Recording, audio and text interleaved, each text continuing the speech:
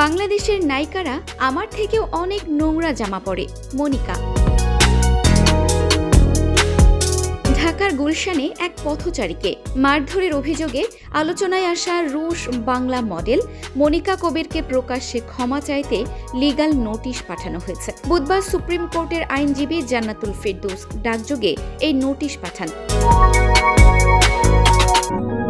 মঙ্গলবার ফেসবুকে ভাইরাল হওয়া ভিডিওতে দেখা যায় এক পথচারীকে মারধর করছেন মনিকা, যা পরবর্তীতে ব্যাপক বিতর্কের জন্ম দেয়।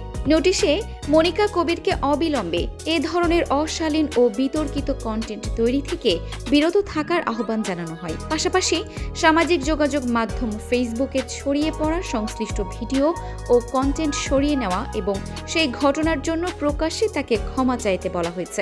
সেখানে তার ছোট পোশাক নিয়েও দৃষ্টি আকর্ষণ করা হয়েছে। প্রসঙ্গত, আগে থেকেই নানা সময়ে প্রকাশ্যে খোলামেলা চলাফেরা ও পোশাক পরিবর্তন করা নিয়ে এই কন্টেন্ট ক্রিয়েটরকে সামাজিক মাধ্যমে নেটিজেনদের সমালোচনার মুখে পড়তে দেখা গেছে।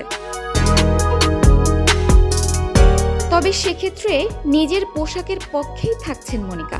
এদেশের মানুষের মানসিকতার নেতিবাচক উল্লেখ করে গণমাধ্যমকে তিনি বলেন, আমি তো শর্ট পরে বের হইনি, বের হয়েছি স্কার্ট পরে। বাংলাদেশের নায়িকারা আমার থেকেও অনেক নোংরা জামা পরে, তাদের সঙ্গে কিছু কেউ বলে না। আমার সঙ্গে কেন সবাই প্রবলেম করছে? এই দেশে থাকবো না। এখানকার মানুষের মানসিকতা নেগেটিভ। উল্লেখ্য, বাংলাদেশে মনিকা নামে পরিচিত হলেও তার রুশ নাম মারিয়া ভ্যালেরিয়েভনা। রাশিয়ার মস্কোতে জন্ম ও বেড়ে ওঠা এই নারীর মা একজন রাশিয়ান এবং বাবা ভারতীয়, যিনি চামড়ার ব্যবসার সঙ্গে জড়িত।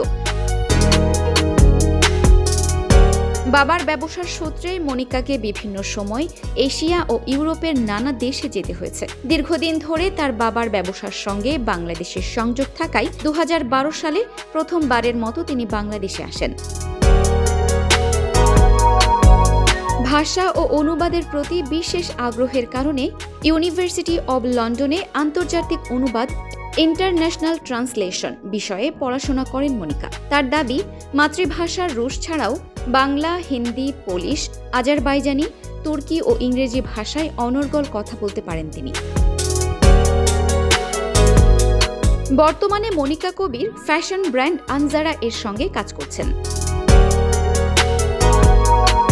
সো ভিউয়ার্স, ভিডিওটি ভালো লাগলে লাইক, কমেন্ট, শেয়ার করে আমাদের সাথেই থাকবেন। আর এখনও যারা চ্যানেলটি সাবস্ক্রাইব করেননি তারা অবশ্যই চ্যানেলটি সাবস্ক্রাইব করবেন। কথা এন্টারটেইনমেন্ট, আরিফিন ফারহা।